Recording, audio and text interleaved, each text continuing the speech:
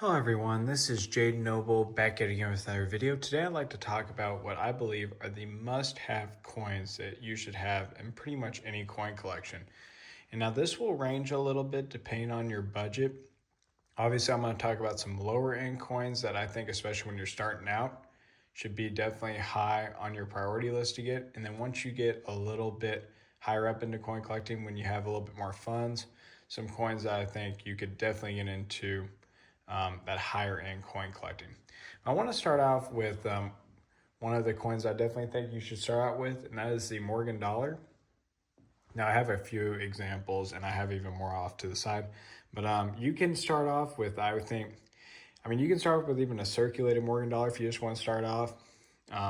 Start out, you can get the 1921s are very affordable. You can get those in circulated condition for probably $25, $30. So you can start off there, but then you can get into your mint state. But if you really want to step up your game, you can get some of these deep mirror proof likes, the 1880S and like the 1881S. What's really cool about those coins, they were pretty common, but they're some of the most flashy Morgan dollars that they ever minted. So you can get these deep mirror proof like ones. They look like proofs, but they're just business strike. And you can get these, like, obviously this is a 64, this is not a super high grade, but you're looking at about that $400 to $500 range, but you can get them in like the lower grade, like a 62, 63 for closer to that $300 range. So these are actually a more affordable way to get like a proof-like example.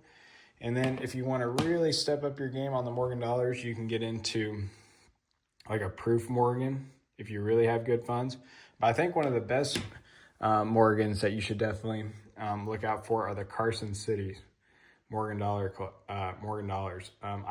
You've seen my previous video about the Carson City Morgan dollar collection, but I think if you really want to get into Morgan dollars, this is a great way to start with the Carson Cities. It's not a super big set, just 13 coins, but they're all really quality coins to look out for. They're all semi-key dates, and most of them are at least somewhat affordable. You can get all of them for under $1,000 and a lot of them for under the $500 range. So that's a good coin to look out for. And then I recommend getting a toned coin of some sort. Recommend buying graded because usually they are real toning. I think the Morgan dollars definitely have some of the nicer tonings. This one is pretty nicely toned. It's also a 67 if you want to get a really high graded Morgan. But I definitely recommend buying whatever denomination, whatever style of coin that you like the best. I recommend buying a nice tone example. Another good one would be this 1909 VDB, really nice tone there. And I'll get back to that coin later when we get into pennies. But I definitely recommend buying a tone coin of some sort. Moving on, now this is gonna be a high-end coin no matter what. But I think a Draped bust design coin. The dollars are going to be more expensive because they were less minted and they're more sought after. So this is like when you're in coin collecting for a while, the Draped bust design though I think is one of the most iconic US designs. It's probably my favorite design. It's got a beautiful Lady Liberty, one of the nicer portraits of her. And it's also got this really cool reverse with the eagle and the stars. And it's just a really lovely design. But if you want to go on more of a budget of $50, especially in the later years, the 1806 and the 1807, you can get in lower grades that good to very good range for about $400 to $500. This is a little bit better at an XF, but that's going to be more of your budget if you just want to get into the Draped bust design. I'd recommend going with the $50 because you can get these in, the good, very good range for around that $500 range if you're on a budget. So, but I think the Draped bust design is definitely a must-have. I also think you should get a Mercury 9. What's really cool about these is that they're very affordable, but it's a really nice design. Lady Liberty here in the front, really cool design. And these are very affordable. This is an error. It's a 42/1. It's really hard to tell in the camera, but there is a 1/2 right there. But I love the Mercury dime design. So I recommend definitely getting a Mercury dime, and you can get them in mint state pretty easily for like that $20, $30, $40 range, and you can get them raw for even cheaper. But a Mercury dime is a very, I think, underappreciated coin, but you can get them for a pretty good price. So definitely a good coin to look out for. And then another coin I think you should definitely get are the Buffalo nickels. This is a very cool design as well. It's got the Indian on the front and then the buffalo on the back. And this is a proof example. And if you have good funds, I think this is a really cool coin to get, especially the later years. The 1936 and 1937, they actually made a brilliant proof. In the earlier years, they were just a satin proof. So they just looked like a mint state coin with just very good profile of the picture of the buffalo, and it's just more well struck. But if you can get the later year, you can actually get a nice mirrored finish, and they even come in cameo. Some of them have that white to black finish. But if you have extra money to spend, these proofs are extremely cool, and I think very underappreciated because they are lower mintage. You're looking at, I think the 37 is the most common, but it's still, I believe, around 5,000 mintage, so pretty low mintage on that coin. So definitely a coin to look out for on the Buffalo nickel. And going into another variety or an error I got to look out for is the three-legged buffalo. There's a missing leg on the back. I recommend on any error coins, if you're getting into them, to buy the more well-known ones that are more sought after, that people look out for, because they're easier to sell if needed, but they also, a lot of them are some of the cooler errors that you can see with the naked eye. I'm not a big fan of having to look at it through a loop in order to see the error. That's just my personal opinion. You guys can disagree if you want to, but I recommend buying some of the more popular errors because oftentimes you can see them with the naked eye and they hold their value very well. So any error coins, especially in the designs that you prefer, like I like the Buffalo nickel, so I wanted the three-legged because it's one of the more popular ones. But even like the penny, that you got the 55 double die, these coins you're probably only going to get once you get higher up into coin collecting, when you have more funds to spend, once you've been into it longer. But these are great coins to look out for. Any of the more popular errors are really cool and unique coins to look out for. I also think anyone should get a 3-cent silver. This is one of the coolest coins I think we ever minted. It has this really cool star on the front. It kind of looks like a foreign coin, but it's a really cool coin to look out for. And they are pretty affordable, especially if you get them in circulated condition. You can get them for about that $20, $30 range if you want a circulated example. And then if you want to spend more, you can get them in the high AU, low mint state for about 300 on up, just depending on how much you want to spend. But this is a good coin to get. That they're pretty rare, but they're not extremely expensive, but they're kind of a unique coin that I think anyone should really have in their collection. The 3-cent silver, they did make a regular 3-cent piece that later on that was more of like a nickel. They call it like a 3-cent nickel. There's no silver in them. They're also a cool coin to look out for, but I think the 3-cent silver is definitely a better coin to get, and it should be a must-have in anyone's collection. And then moving on, I actually want to go into another kind of unique denomination. This is a 20-cent piece. Now this coin, kind of hard to start off on, but the 1875, the S, is more common. You can get those for about $100 to $200 range in circulated condition. If you really want to step up your game and get a Carson City, which I think is definitely the better option, these in this condition, you're looking at about that $500, $600, $700 range in the VF range, and they can go all on up into the thousands once you get into mint state. But the 20-cent piece was only minted for 4 years, from 1875 through 1878. It was only minted for circulation from 1875 through 1876. So they only minted them for circulation for 2 years. But it's a really neat part of history, and it was a very short-lived series. So I think this is a must-have especially on the denominations, to get a 20-cent piece. Another really good coin to get that's very affordable is a Walking Liberty $50. You can start off with common date ones, and you can get those oftentimes for just over melt price. Sometimes you can even get them for melt price, so you're only paying for the silver.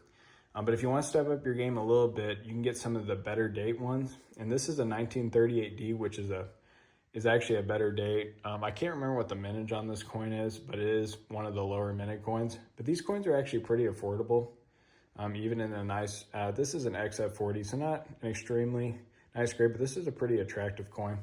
These coins run about that $150 to $200 range in this grade. And then in mint state, I mean, I think it gets to about the $300, $400, $500 range. I think probably closer to the $500 range. But you can, this is just one of the most iconic designs. You know, the front they used on the Silver Eagles. But I just love the Walking Liberty design, and I think you should definitely get one. You can even get some of the common dates in mint state for like that $40, $50 range if you want to get a common date in the 1940s. Those are easy to get. And then if you want to get up into the higher end ones, you can try to get mint state ones from the teens and the 20s, especially. Those can get very expensive, but it's just a very iconic design. And I think it's a must-have to have a Walking Liberty $50. Moving on back to the dollar coins, the seated dollar is an extremely rare coin to get. And if you're just starting out, I don't think this is the best coin to look out for, but I think you can definitely get a seated $50 to go in your collection, and you can get those for much cheaper. You can get a circulated example of a seated $50 for about the $50 to $100 range, and they're much more affordable. Like a good example, now this is obviously a better coin as well, the Arrows over Rays, 1853 O. But you can actually get the Arrows over Rays in a circulated condition for closer to that $100, $200 range, and that's kind of a cool coin because they only mint it for 1 year. But if you really want to step up your game, you can get the seated dollar design. But I'd recommend definitely getting a seated either $50 or $1. You can also get a quarter, which is still an okay if you're on a tighter budget. Those would be the cheapest, but my recommendation is definitely get either a seated dollar or a seated $50 or both. But if you're starting out, probably the seated $50 because they're much more affordable. And what's really cool about the seated series is that they didn't mint them in the Carson City, from Carson City. So it's definitely cool to look out for those. I actually don't have one except in the 20-cent piece, which is a little different. But I am definitely looking out for one. So a really cool design to look out for it. And it was minted during the mid 1800s from about 1839 through about, if you go into the quarters, well, the dollars, it goes through about 1873, I believe. And then the $50, it started the early, around 1840, and it goes all the way up through about 1880. So it goes even longer there. But a really cool series to collect. Another must-have, and these are pretty affordable, is the piece dollar design. And you can get these, especially the 1922. You can get in mint state for like $50, maybe even, about $40 to $50 in mint state. That's the most common one. And then in circulated condition, you can get them for, $25 to $30. But then you can also get the key dates like the 1928 here. This is a better date. It's the lowest mintage. And these run in mint state about your $600-$700 range, $500 on up, let's just say. But I love this series. It's not a super long series. It's actually a good one to try to complete if you can. But if you're on a budget, you can get piece dollars for a pretty reasonable price. And then if you want to step up your game, you can get some of the better dates like the 1928, the 1921 high relief, which I definitely recommend getting if you can. And then, because that's the only year they mint them high relief. And then you can get, I believe, the 1934 D or S, and high grade. Those run quite a bit as well. So definitely a good coin to look out for there. Another coin I'd recommend getting, and this is really just in general, a commemorative $50 of some sort. The Oregon Trail is really cool because it's not specific to a certain state. A lot of them they minted for each state to commemorate the founding of the state, like 100th year anniversary or whatnot there. But the Oregon Trail is kind of cool because it talks more about settlers traveling out west and what they had to go through there. And these coins, any of the old commemoratives, I'm talking about anything pretty much pre 1940s. I know they minted some in the 50s, but mostly pre 1940s. These coins are extremely low mintage. The designs are really unique, really cool coins to look out for.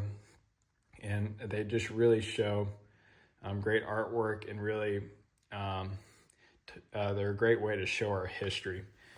So any real old commemorative, the old commemorative half dollars, they even made an old commemorative dollar that you can look out for. But these coins are kind of expensive, but you can get them.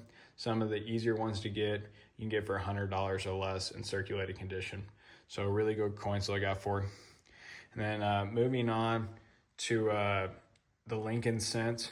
If you're just starting out, I think a great one to get is the 1909 VDB. This coin is very affordable, and it's the only year that they put the initials on the back at the bottom.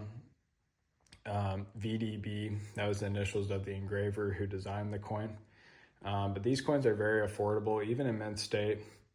They run like $50 to $100 on up. You can get up even higher, but if you want one in circulating condition, you're looking at, $1 or $2.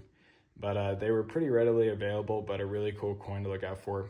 I think the Lincoln wheat cent is a really iconic coin. People really like them, and you can get some really nice examples for a pretty affordable price. Another one, if you want more of a semi-key date, would be the 1931S.